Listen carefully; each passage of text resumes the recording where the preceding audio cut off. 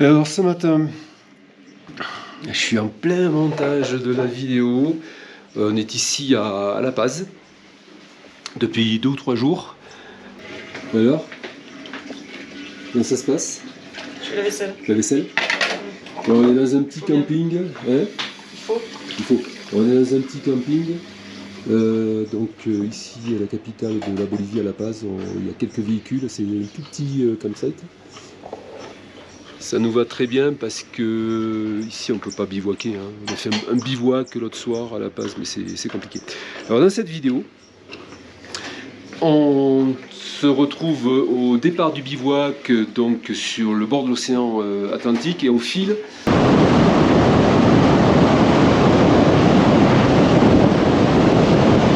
vers le pass de Olagüe, du même nom que le volcan, parce que dans cette zone il y a beaucoup de volcans actifs.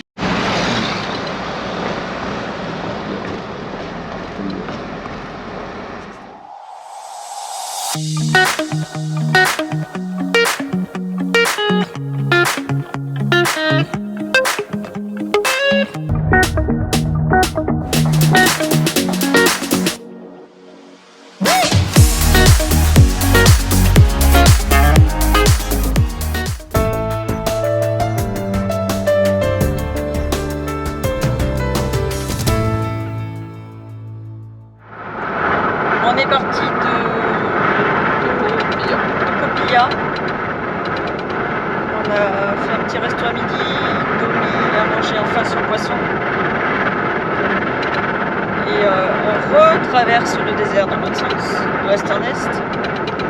Et en fait le désert c'est plus un désert, c'est un champ de panneaux solaires. Alors, on va pas les voir là parce qu'ils sont un peu loin. C'est des kilomètres carrés. Il y en a à notre droite, à notre gauche. C'est sur des kilomètres. Ouais. Impressionnant. Champs de panneaux solaires et ce qui va avec, des champs de fils électriques. Le désert, il n'y a que de ça. Et des poubelles. Et des mines. Et des poubelles. C'est une ligne droite qui coupe le désert, qui va d'ouest en est. Il y a un petit peu de voitures sur celle-ci. Enfin, des camions surtout.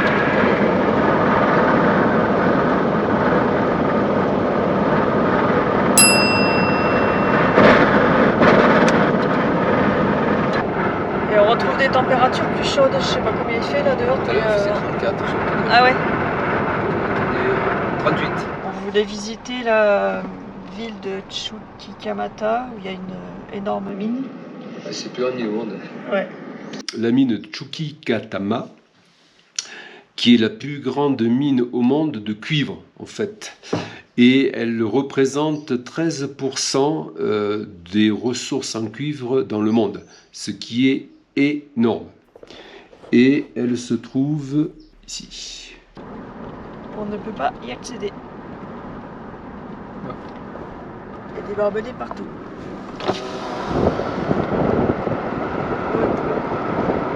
On voit la poussière de la mine là-bas au loin.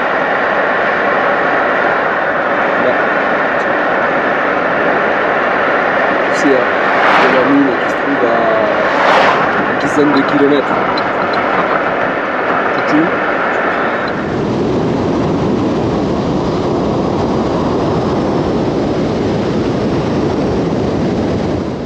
On est sur le salar d'Ascotan en direction de la frontière de la Bolivie. Et le salar est bordé par des volcans. Le salar est exploité, il y a des petits tas de sel, là. Enfin des gros tas de sel par endroits, des zones.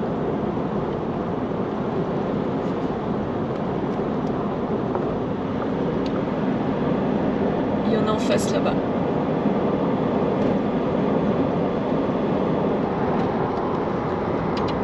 Le volcan que l'on vient de voir avec une fumerole, c'est un volcan actif et c'est le volcan Oyagüe qui est sur la frontière en fait avec le Chili et la Bolivie. On voit bien la fumerole. Ouais, et on voit bien la fumerole.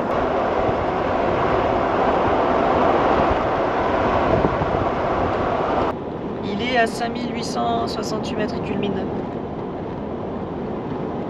volcan actif. Donc là, on n'est plus très loin de la frontière avec la Bolivie. On est à une quinzaine de kilomètres. C'est long, hein. Ah non.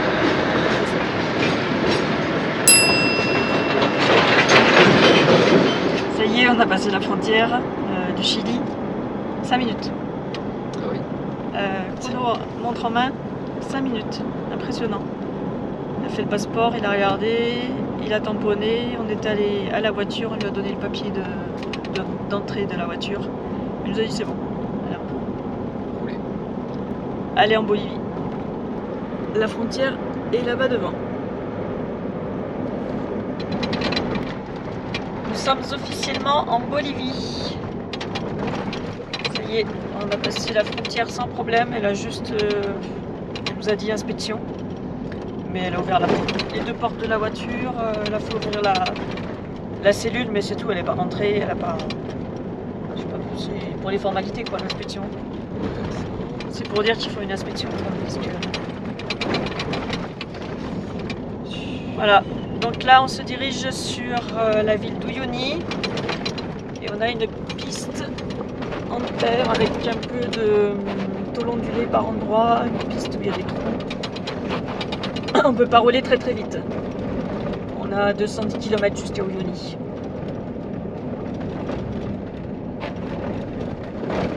Et c'est très beau. Donc on en était au passage frontière, ensuite on file sur Uyuni, tu vas voir, il y a de très belles images sur cette piste qui fait 250 km jusqu'à Uyuni. Et là, on a des formations rocheuses qui sont issues des éruptions volcaniques. C'est énorme cette piste, vraiment.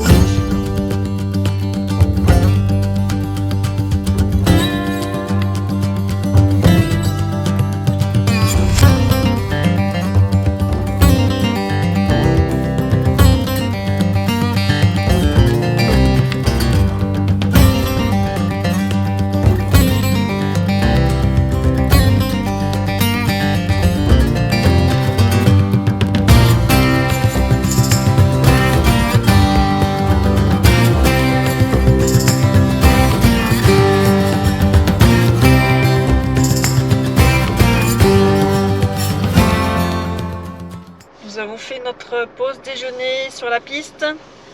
Il y a un petit peu d'orage là qui s'annonce, ça se noircit le ciel. Superbe piste, là c'est très rocheux à cet endroit-là. Domi est parti faire des photos là-bas. Il est là-bas, juste devant le trou. Voilà. Et c'est très très joli ici. On est encore haut. On est à 4240 mètres. On est à 160 km d'Uyuni.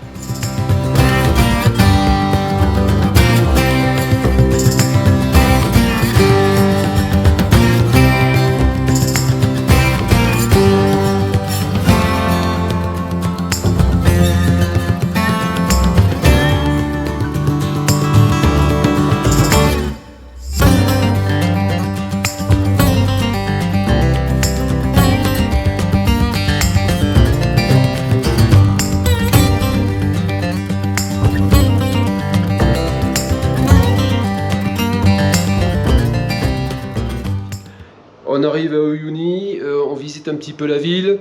Pendant que je fais le plein d'eau à la station, Véro prend sa douche. Donc ça c'est l'avantage de la cellule, c'est qu'on peut rester à la station faire le plein pendant que l'autre prend la douche. Donc je crois qu'elle a fini, ça va être mon tour. On va faire un petit complément, on va faire le plein de gasoil. Et puis on roule, on est à Uyuni et on s'en va sur le Salar en début d'après-midi, milieu d'après-midi. Allez, à toutes. On file vers le Salar, enfin avant on fait nettoyer Maxou. C'est nécessaire, on fait nettoyer, graisser Maxou. Bon, on a fait laver le châssis et maintenant ils vont graisser pour aller sur le Salar d'Uyuni pour éviter que le sel accroche trop dessous. Voilà, donc là ils vont passer au graissage.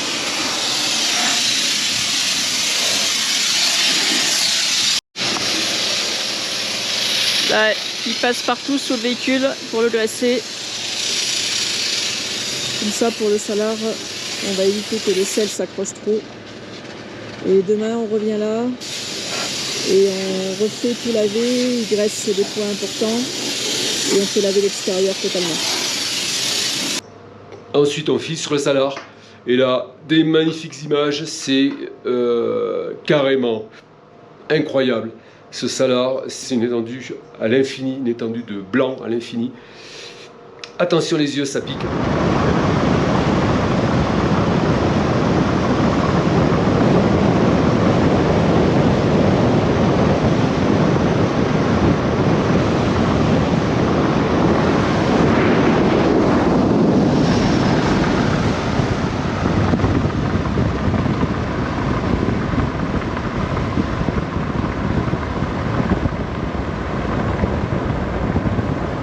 Ça y est, on est sur le salar. C'est impressionnant hein, quand même, cette étendue là blanche. Ça fait bizarre. Ouais, c'est immense. Ouais, c'est immense, oui. Combien il fait de kilomètres carrés? Alors, le kilomètre carré, alors je l'ai lu hier soir. Évidemment, c'est pas compliqué parce que quand tu connais la superficie des Touchas, 2800 km², tu divises par 2 la surface du salar de C'est peut-être ça. ouais, à peu près 11 200, je crois que c'est. Chacun ses références. Bah oui. Donc là, on va à une île, ce qu'ils appellent l'île aux cactus. Il y a à peu près 70 km depuis l'entrée du salar pour y aller. Ouais. Pour l'instant, ça roule pas trop mal. Pas trop s'enflammer parce qu'il y a des trous quand même par endroit.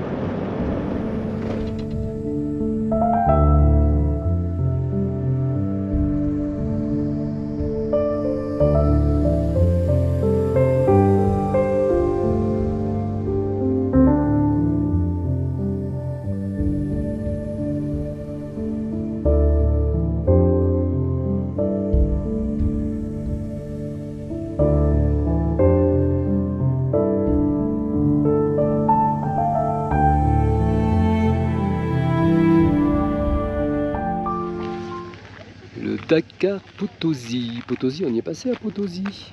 Ah non, Potosí, on n'y est pas passé. Potosí, c'est plus loin. Bon, on a fait quelques photos là-bas, au Dakar, là-bas, à la statue. Hôtel del Sol, Bahia Blanca. C'est l'hôtel de sel.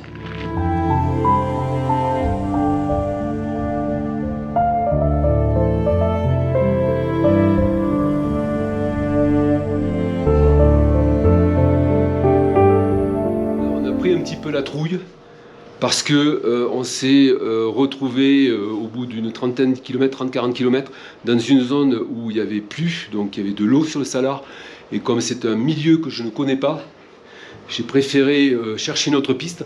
Donc on a cherché une autre piste, on n'a rien trouvé.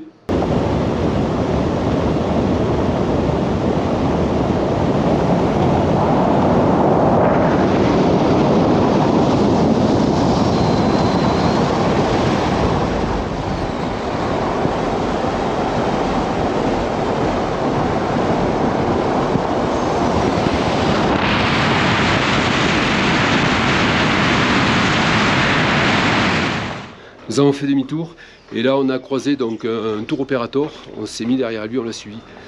Et je te laisse découvrir la suite. On est au milieu du salar et chose inespérée, en fait on a flippé au départ parce qu'il y avait de l'eau, mais en fait c'est inespéré parce on peut faire des photos magnifiques avec le reflet sur le salar, c'est exceptionnel. Et c'est vrai qu'on a fait demi-tour parce qu'on voyait de l'eau sur la piste. On n'était pas trop rassurés. On a vu une voiture en face, un guide en fait, un tour opérateur qui venait par là. Donc on l'a suivi, on était dans ses traces. Et en arrivant ici, il nous a dit non mais ça ne craint rien. De toute façon, il y a combien d'épaisseur? Il y a 9 à 10 mètres d'épaisseur de sel ici. 9 à 10 mètres d'épaisseur de sel. Donc c'est pas la petite couche d'eau qui va faire qu'on va s'enfoncer. Mais bon, quand on ne connaît pas, prudence.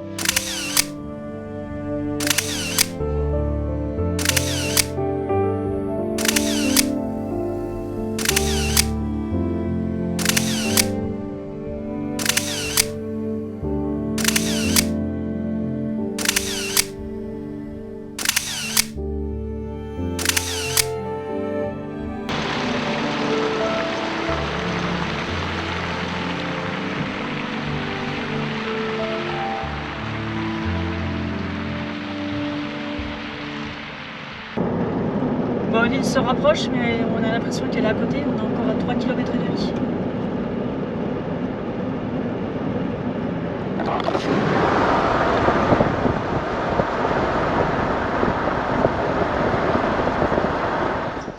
Et on arrive finalement au bout de 70-80 km à l'île aux cactus. Et là, c'est un décor féerique, l'île aux cactus, au milieu de ce salar, au milieu de rien du tout.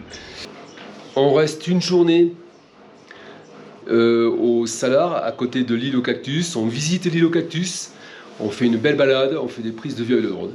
Ça y est, on est arrivé à l'île. Elle est devant nous. C'est bien organisé, il y a même des toilettes. Il y a des tables en selle pour manger. Et il y a du monde. Il y a du monde, il y a du monde. Voilà, il y en a partout. Le sel sur les pieds, quoi. Ah, on a du sel, oui. On pourra saler ce soir. Tiens, tu le prends là, le sel. Ouais. Là.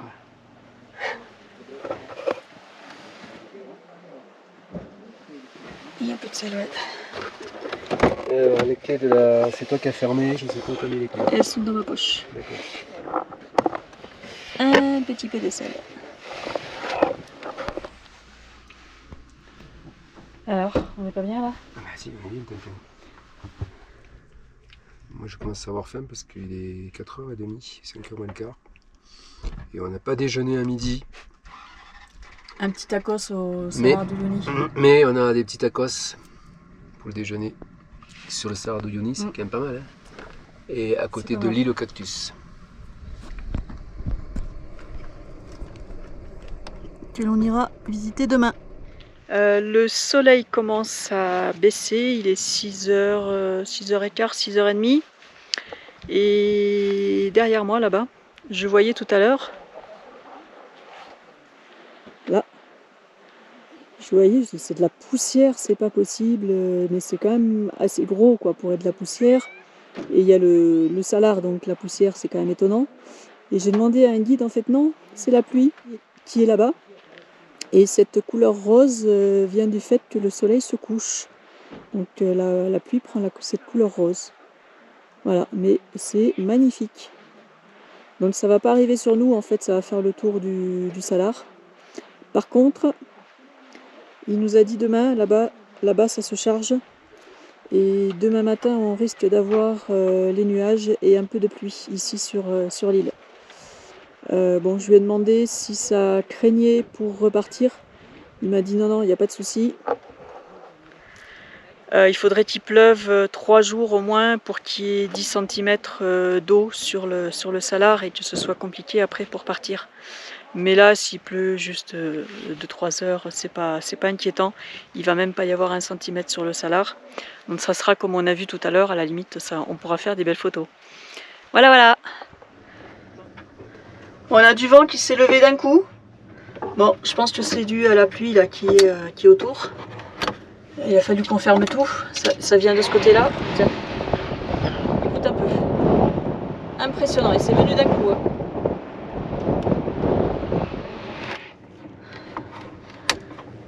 Voilà. Bon, on a de la chance. Ça continue.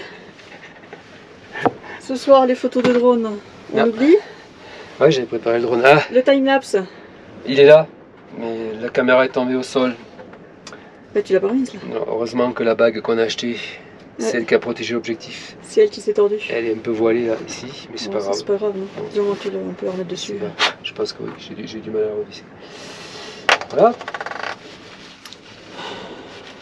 Tout va bien. Ouais, ça va aller. Demain matin, il nous a dit qu'il y avait de la pluie. Donc c'est pareil, pour monter, faire des photos. Je pense que ça va être grillé. Comme nous, on est un peu grillé, non? On est Avec un peu grillé. le sel, Ouais. le soleil, la blancheur du salar. Après, on a fait quand même de belles photos cet après-midi, j'ai vu là. Ouais, on Celle a qui me plaît le plus, c'est celle où on est dessus. sur Matsu. Ah ouais, celle-là, elle est pas mal. Ouais. Bon, ouais.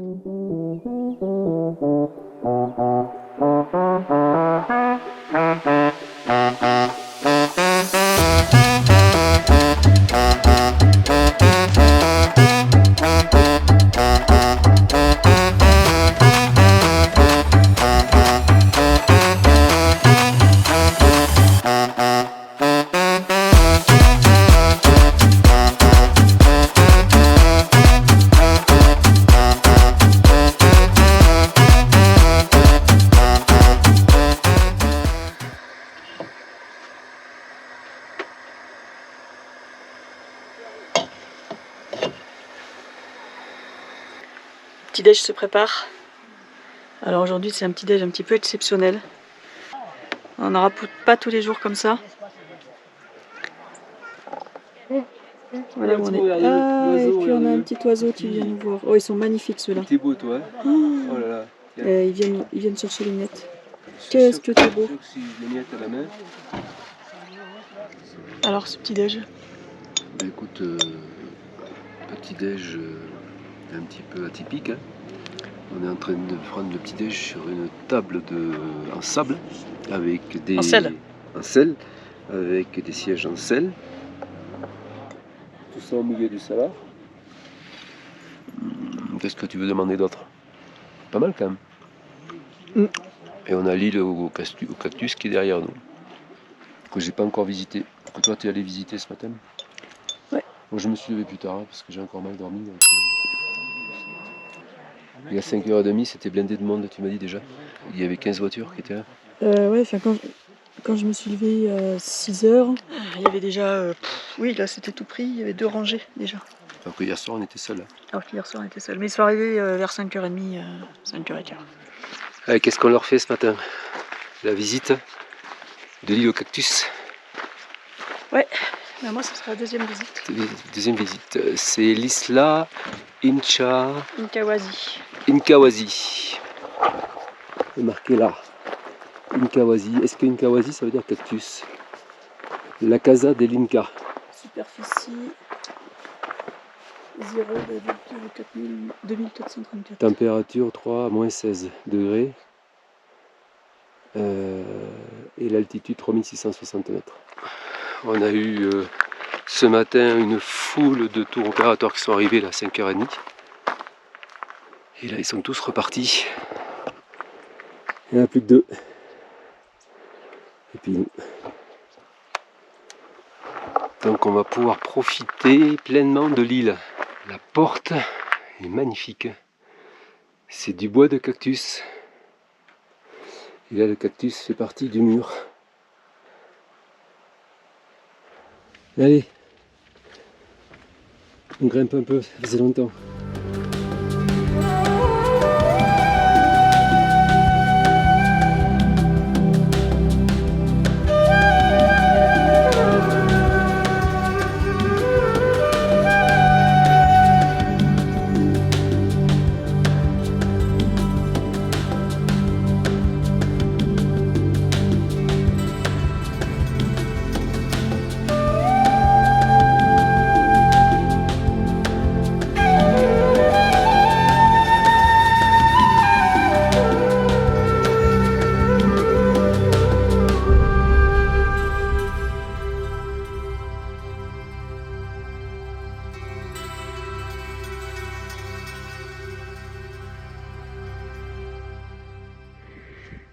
Maxou est là-bas.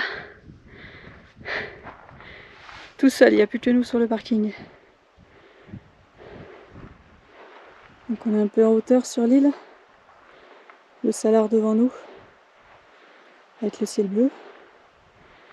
Et puis l'île avec les cactus partout.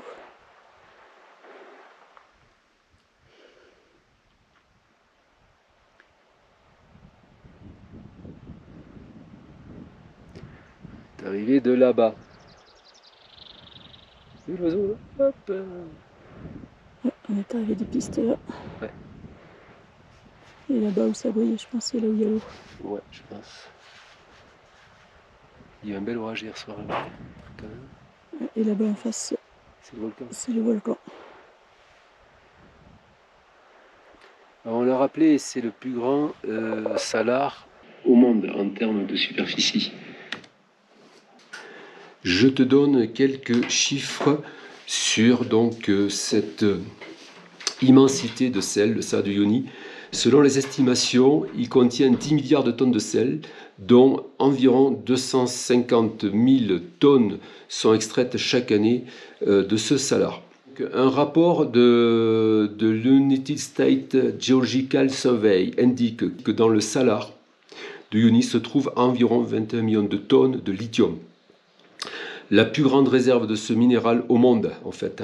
La production 2021 a atteint 540 tonnes. Donc, ce qui, à mon sens, n'augure pas des très bonnes choses en termes d'écologie pour l'avenir de ce salar. Alors, on trouve aussi 3 espèces de flamands qui se reproduisent au mois de novembre chaque année sur le salar. Il y a le flamand du Chili, il y a le flamand de James et celui des Andes. On va parler un petit peu de géologie et de la formation de cet unique salar d'Uyuni, parfois appelé aussi sous le nom de salar de Tupuna. Comme indiqué tout à l'heure, c'est le plus grand désert de sel continu au monde, avec une superficie de 10 582 km² et qui se situe donc, on l'a vu tout à l'heure, à une altitude de 3650 mètres. La zone qu'occupe aujourd'hui ce désert a été couverte il y a à peu près 40 000 ans par le lac Michine et plus tard, il y a environ 11 000 ans, par le lac Toka. Dans cette période, phase de climat humide, bien sûr, il y avait beaucoup de précipitations, beaucoup plus de pluie qu'aujourd'hui. Et ces protolacs avaient atteint un niveau d'environ 100 mètres supérieur au niveau actuel. Ensuite est survenue une période sèche et chaude qui produisit une réduction importante de la surface et du volume des lacs andins, donc qui donna naissance aux salines de Uyuni et de Koposa qui est un petit peu plus haute de mémoire, on regardera ça sur la carte, et en plus bien sûr des lagunes actuelles qui sont connues, les lacs de Popo et le lac d'Uru-Uru. Voilà, qui sont également des vestiges de ces grands lacs préhistoriques. Voilà, c'était le petit moment culturel, mais je pense qu'il t'intéressera, de ce site, de cette région du monde qui est hors du commun. Allez, on continue la vidéo. Tchuss.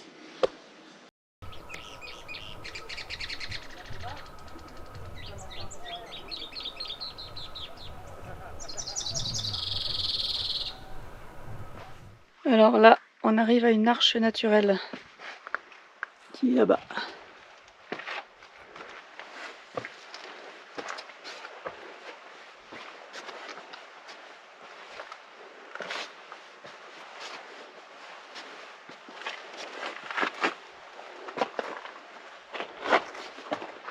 Ils appellent ça le L'arche. corail.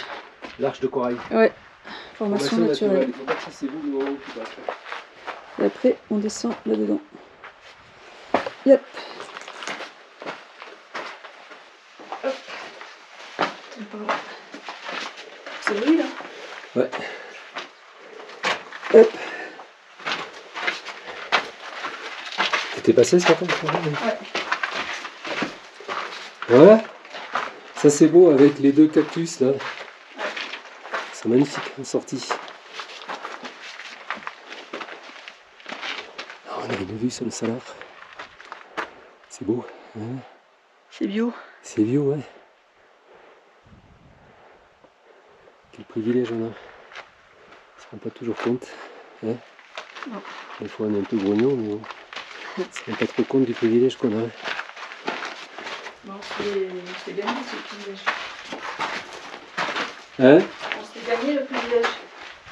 On se l'est gagné et on l'a choisi. Je ne vous ai pas tombé tout cuit. Hein. Non, c'est vrai. Et on s'est choisi notre mode de vie aussi. C'est un choix. C'est. Voilà. De toute façon, on ne peut pas glisser ici. Et la GoPro, ça serait pas mal. Ouais. Tu veux que je reprenne? Non, non, c'est bon. Hop, ça y est. Et là, C'est pareil.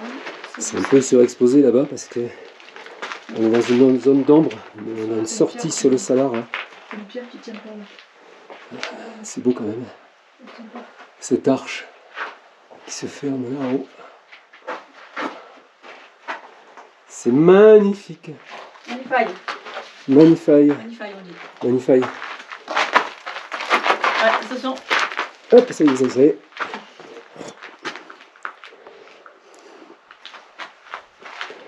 Je continue.